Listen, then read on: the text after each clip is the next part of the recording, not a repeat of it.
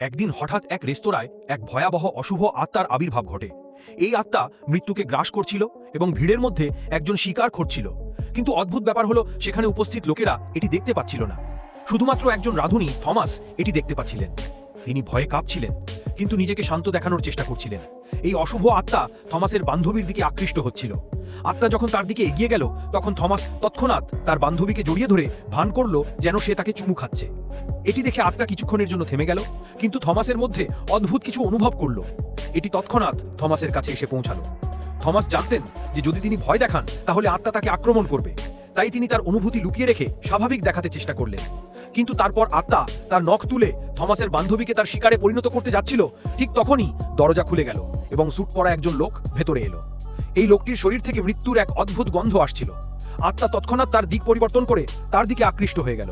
Thomas বুঝতে পেরেছিল যে এই লোকটি খুবই বিপজ্জনক। তার সন্দেহ হয়েছিল যে সে নিশ্চয়ই খারাপ কিছু পরিকল্পনা করছে।